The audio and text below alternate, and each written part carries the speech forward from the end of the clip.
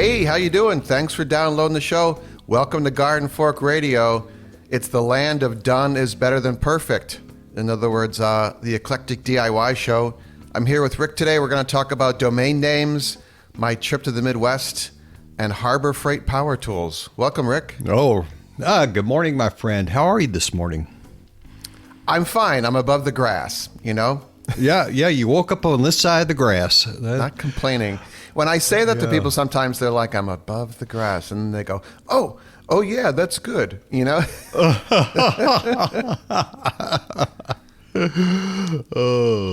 Or what's the other one where they're like, I'm above ground, you know, I'm above the ground, or I'm above ground, not below it, you know, things like that. Yeah. One of the, maybe someday we'll talk about it, but the power of learning to teach yourself to say, never better, thanks. Yes. It has changed my life in so many ways sometimes. It took me a while to make myself do it, to say it every time. And now it's become rote, and now it almost sounds too automatic probably. But people will come out of their offices. I had this happen at the optometrist the other day. Woman came out of the office. She says, "I really like your attitude." And people respond to never. People respond to never better. I mean, they don't want to hear about your problems, and no, they don't want to. Never better is great, and usually it prompts more follow-ups than, I wish things were better, or. Got this cold or something. It prompts more positive follow-ups than anything you could possibly say. Excellent. I'm going to try that. Anyway, well, it took me a long time to train myself, and I'd say fine, and then I'd say never better. I'd have to, but eventually I trained myself. If I had learned this, 30, 40 years ago, I would have been a much happier and better adjusted person, I think. It has amazing qualities. It's difficult to explain to people. Yeah, until they get it, but that might be too late in life. But anyway. Yeah, like me. All right, well, let me see. What are we going to? We're going to talk about the domain thing. That sounds like it's been an ordeal. Oh, it's not. It's just I just wanted to update people. The newsletter hasn't gone out in a while because I'm moving the gardenfork.tv domain away from the registrar that I've used for maybe 30 years. I don't want to give their name out because in this day and age, I could have a lawsuit or the federal government come after me. So but they were bought by a big conglomerate company that owns tons of domain registrars.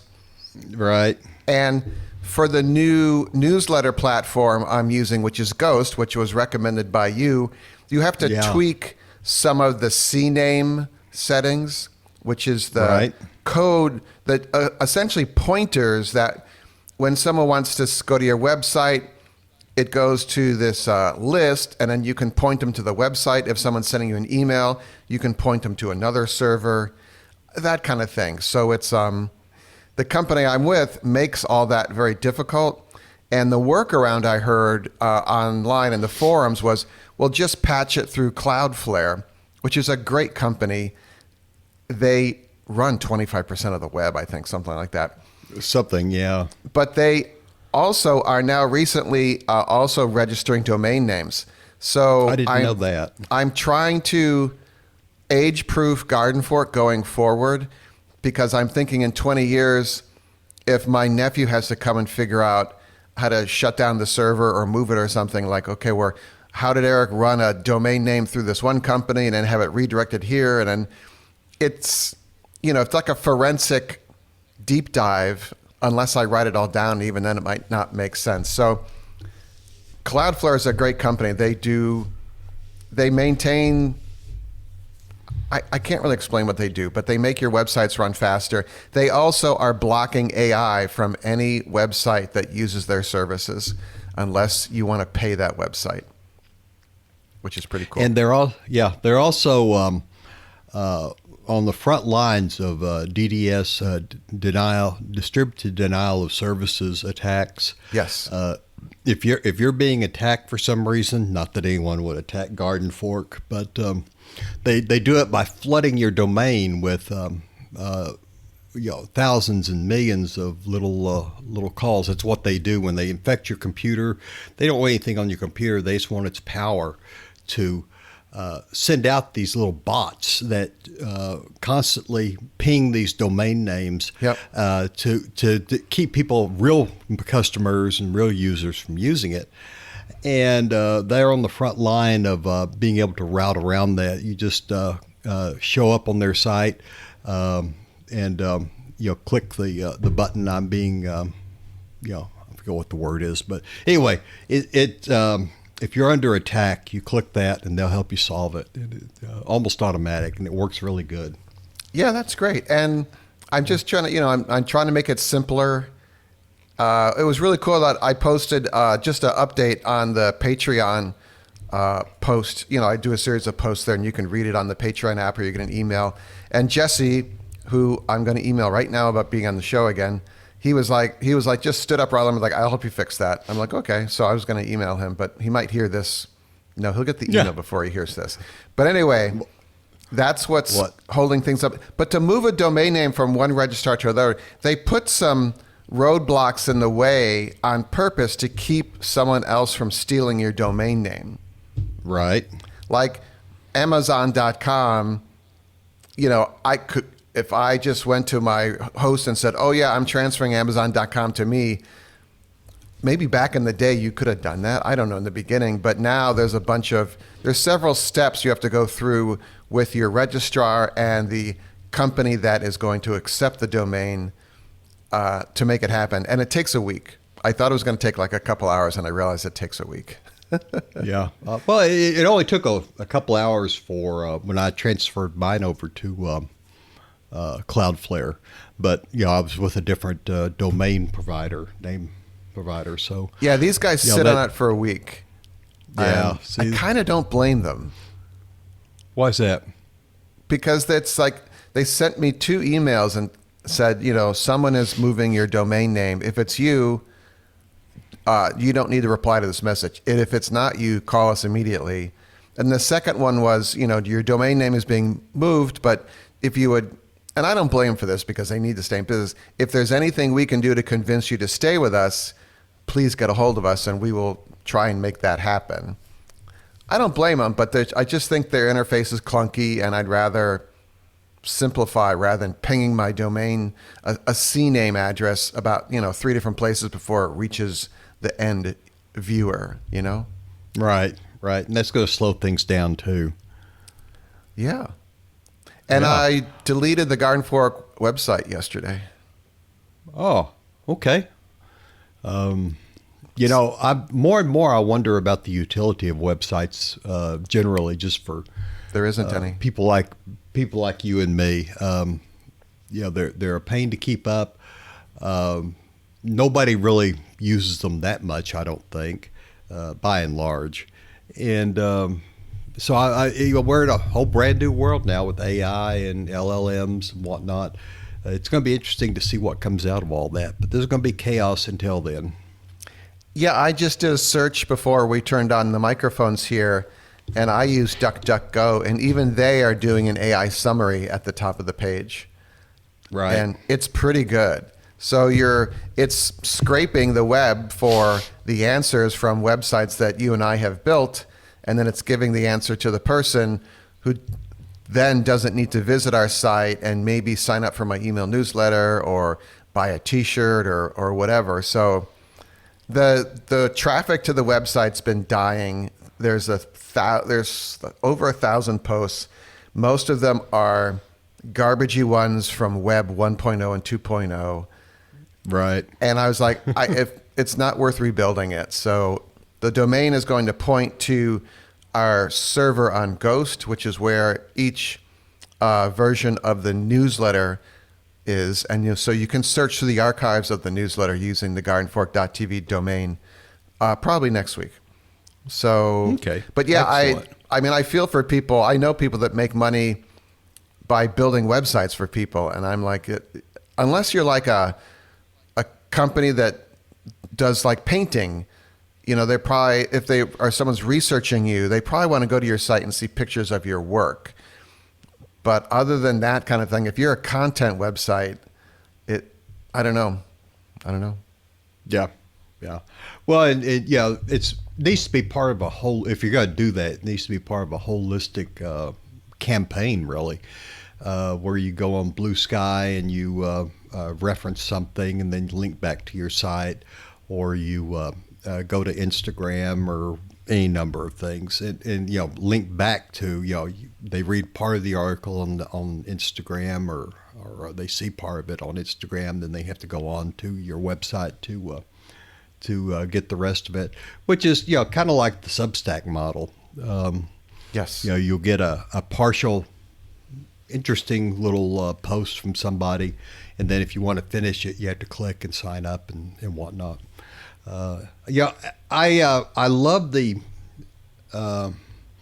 patron idea, but I can't afford to have a $10 or $20 subscription to all the hundreds of people I'd seem to follow or want to stay up with.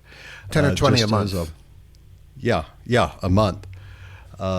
I just can't do that. So I don't know what the answer is. I would have preferred you put a money into an account somewhere, maybe $100 or so, and then as you read the article, it charges you per article just 25 cents or $1, something like that, and that would, I think, work better, both for content providers and for people.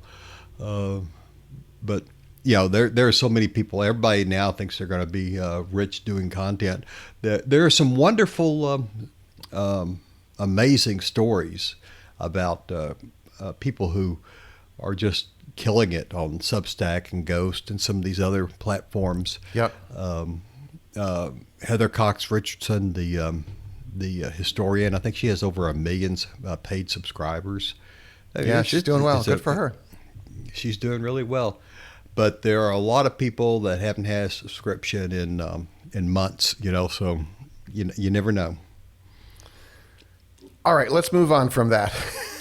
I wanted to thank you. Okay. You ought to approach Elevet.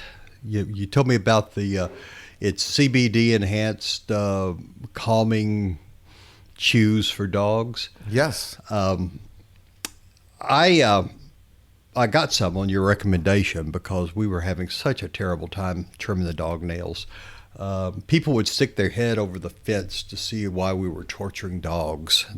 Dogs were screaming and we were all scratched up so I tried Elevet, and it works like a champ. I mean, Yay. I gave it to them, and they just kind of chilled out. You do it about 2 hours before, and they just chilled out. And then we picked them up, and we did their nails, and bathed them and all that stuff. But the nails is a big thing. Yep. And they didn't fight. They didn't scream. They just kind of went along with it, dude. Hey, Ruby, man. I don't know. But it worked wonders. And the dogs were not dopey like we gave Trazodone in the past. Yeah, that's heavy stuff. That's heavy stuff, and it knocks the dogs out. Even small amounts just make them really dopey. So I really appreciate it. You should get a some sort of coupon code from those people and offer. I could link to them on. I think they sell on Amazon. I could link to the. I could provide an Amazon link, but they are good. Yeah, they have a daily pill if you have a dog that's very anxious all the time, and then they have is it called incident based chewy? Something like that. Yeah, my sister uses it. She just watches the weather constantly, and she's in the Midwest, and you can see the storms coming, and so she'll one of her dogs, she has to dose them, but it really helps. and it just calms them Yeah. down. Spiker panics in our car, when we hit part of the highway that has those expansion joints in it. The ka-tunk, Right. ka-tunk, ka-tunk. And now that we give her the Elevet, which is not cheap, it's like $100 for 30 of them or something, but it's totally worth it. It just, Yeah, it rolls out to about $4.50 a treatment, but it just the aggravation and the pain. I mean, the kind of the psychic pain of doing something to your dog they don't want you to do. yeah. It really works out. I should do a before and after video sometime, send it to you, just to the difference is wonderful. But yeah, we have another dog that's really reactive to thunderstorms. You tell that your sister reminded me. Yep. And we had some big ones coming, and we're weather obsessed like your sister, and saw it coming. Slipped him one of those, and instead of having the amazing vibrating dog all night long, vibrating the bed, vibrating, it can't get comfortable. Yep. It's just amazing. He goes right to sleep, and he sleeps through even the big thunderclaps. So Oh, that's thank you good to so hear. much for recommending it. They should sponsor you. I don't know who told me about them. That's interesting. Anyway. I told my wife you said you're vet, but I don't know. Oh yes, that's who it is. Yes, our vet sent us to them. Yeah, good. Yeah. Hey, if you're wondering if there's something you can do within your local community to help out, you know what I'm going to say? Consider donating blood. Yeah, that's Eric's thing. But yeah, redcrossblood.org. It takes maybe a half an hour, and you get to have snacks afterward. They usually have like chocolate chip cookies, the Oreo kind of their Oreo brand. But anyway, check it out. There are some limitations. They want to know a health history from you. The first time you go, it'll take a little longer. Be sure to drink extra water for the 3 days before your appointment. That will help greatly with the donation. And just relax and realize that you're giving something to your neighborhood, your town, your community that they can't make in a laboratory. They can't make blood. Okay? redcrossblood.org. Takes a half hour of your time. You've done something for everyone else. And you feel good about that. All right? Thank you. So I went to the Midwest. Back to my kind of sort of roots. I was Your born. ancestral home. Well, I was born here. My family's from New York City. But when I was in first grade, we moved to Wisconsin, and in high school, we moved to Missouri. So I have a mix of both cultures, we'll just say. But I went to school in Southern Illinois University, and several of my friends were getting together. We have like a Facebook group of dysfunctional 60-year-olds now. And they're like, hey, let's meet down in Carbondale. And I'm like, and they're like, oh, okay, I'll go. And they're planning this 3-day thing. And my sister lives in St. Louis right now. So I texted her and said, can I come see you, and can I borrow your car for one of the days? And she says, sure. So I drove down and saw them, and I had forgotten how flat the lower 2/3 or perhaps the lower half of Illinois is. And it's really beautiful. That flatness has this amazing calming effect, I think. Have you ever been through there? Oh, well, yeah. And I grew up on the plains in Lubbock in Texas. Oh, there you go. go. It's just as flat. Of course, it's flat and brown. At least you have something to look at in Illinois. It's green and Yes, kind of it's lush. corn or soybeans. Yeah, but yeah, like you, the tallest thing. You sent that picture around of the silos.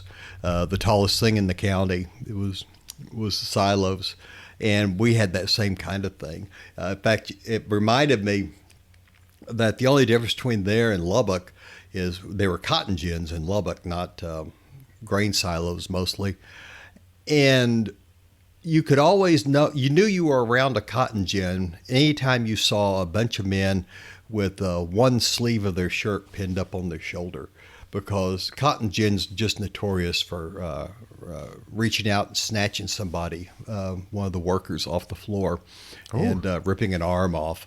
And you could, I mean, it was just kind of amazing the number of one-armed men you saw there. Cotton gins are wicked things. Yeah.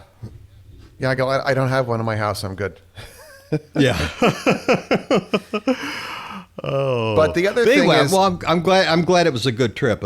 Anymore at our age, you start making trips like that, and it's something good has not happened. yeah, but I don't know if it's my short attention span, but I was there for a couple hours with my friends, and we had to have barbecue. And one of my patrons lives near there. Crafty lady lives right near there, and I didn't realize that. But these guys are hanging out for 3 days, and I'm like, I just don't have the attention span or the bandwidth for that. I was there 4 hours, and I'm like, okay, I'm going back to my sister's house. Yeah, great to see all of you. I just good keep to it be short and seen. sweet. Yeah.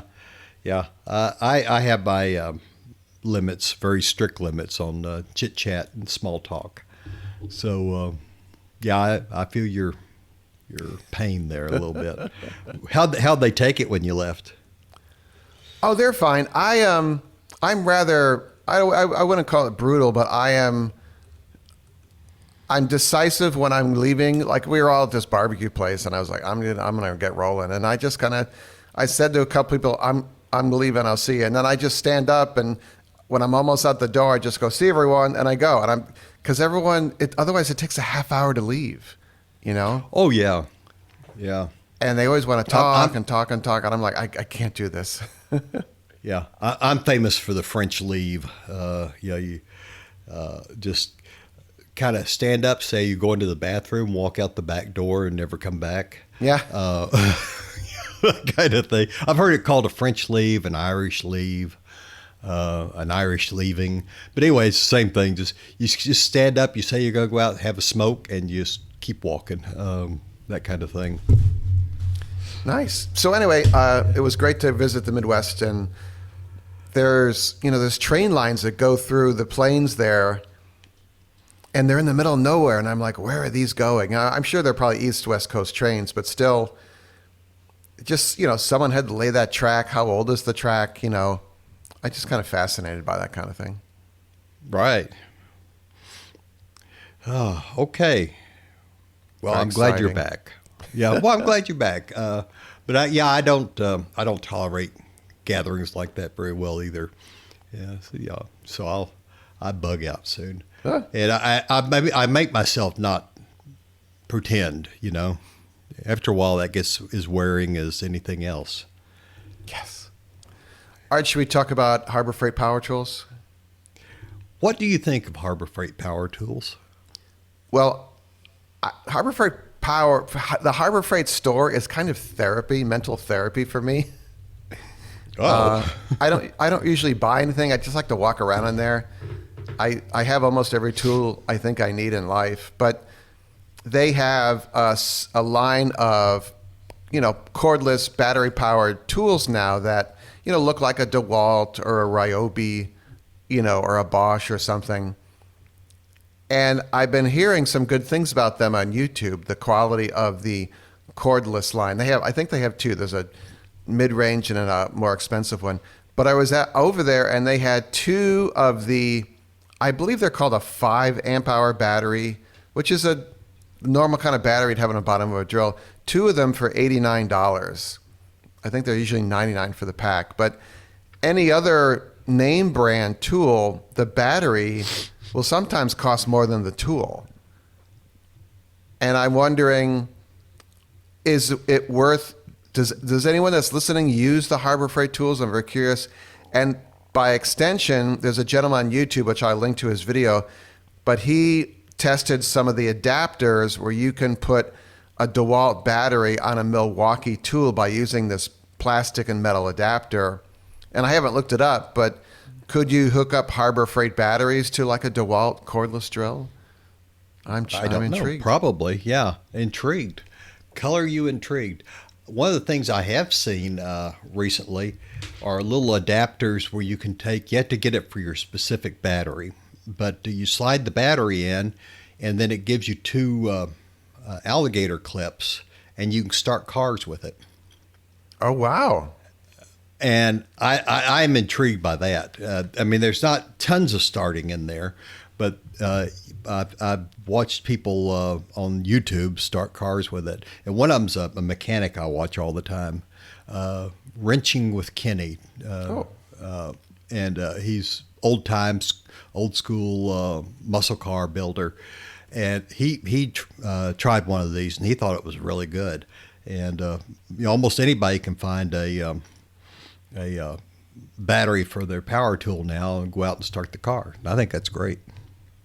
That is. Sometimes the car just needs a little more oomph, you know? Yeah, exactly. Yeah, if you're going to cold start a cold soaked engine in the middle of winter, this isn't going to do it. But if you just need a little kick right there to get it going, it'll get you up and running. And I thought that was great. Yeah. If your battery is flat dead, you should get it replaced.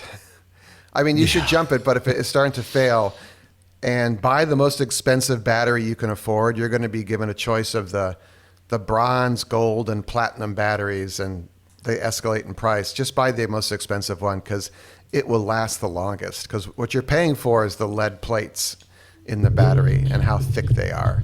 So unless you're going to sell the car in a week, buy the battery, the most expensive one you can afford, because you will not regret that in winter. You remember Car Talk? Yeah. Click and Clack, the Tappet brothers. Mm-hmm. They had this saying, it's the cheap man who pays the most. And It's taken me a long time to find that's true, but it really is. You can replace it twice, or you can do it right once. Yes, I had the exhaust system replaced on my Subaru Upstate, and I bought a more expensive version because I knew it would last longer, and there's salt on the roads up there. And with the tariffs and everything, this is all going to cost more going forward. So might as well stock up now. Yeah, no kidding. About Harbor Freight, I see good things about some of their tools, mm-hmm. and I always get confused which lines are the good ones. Because you walk in there and they've got like 3 house lines now, and I'm like, I don't remember. And they're all pretty close in price. So do you know which one's the really good hand tool line? No, I think it's the one that's blue in color, but I could be completely wrong about that. Yeah. See, I thought maybe it was the Icon line they're running, but somebody at home is shouting at their radio. But I'd be glad to know that, because it's I go in there and I'm looking for something, then I see 3 different sets, and I just don't know which one to get, because 2 of them are not so hot, but one of them is supposed to be really great. Yeah, I'm very curious, and if anyone's used any of those adapters that you can buy on Amazon there. Some deep thoughts for the end of the show here, Rick. Thank you. That's right. Yeah. No, I wanted to thank you for having Bob on. The tank guy. That was a lot of fun hearing his stories. Yeah, and then in the after show, we talked about that Kratky hydroponics, and I thought that was so interesting that rather than put it behind the paywall, I just sent that out as its own episode, because I thought that would get the wheels rolling in a lot of people's heads about hydroponic is not as hard as everyone thinks it is, you know? Right. Yeah. I see that, and I'm thinking, gee, all the money I spent doing aquaponics and all these different things, pumps and tanks, and I could have done really, it ends up just as well doing the Kratky method. And it's cheap, it's easy, low maintenance, and so nothing to not recommend it. Yeah. And Bob will be back on the show. He was a telephone lineman for many years, so he's going to tell us some crazy stories of being up on utility poles. Okay. I'm hoping he grabs one of the hot ones. We'll find out. Yeah, don't touch this. Okay, well, I think people have probably gotten to about where they're going. Yeah. We're going to do an after show. What are we going to talk about? You are going to talk about fixing your hot tub. Right. I've replaced 2 motors in it. And this is more a lesson about not getting in your own way. You were talking about that a while ago. Yep. Before we started the recording. But this is a lesson that went on for months that I could have solved pretty quickly, but I didn't because I just couldn't see past perfect instead of done. Yes. Well, I've had an effect on you. You have. All right, everyone. Well, listen, I got a scat, but let's finish this one up, do the second one, and we'll call it a day. All right. Thanks, everyone. Make it a great day. We'll see you. Garden Fork Radio is produced by Garden Fork Media, LLC in Brooklyn, New York. The music in the show is licensed from audioblocks.com and uniquetracks.com.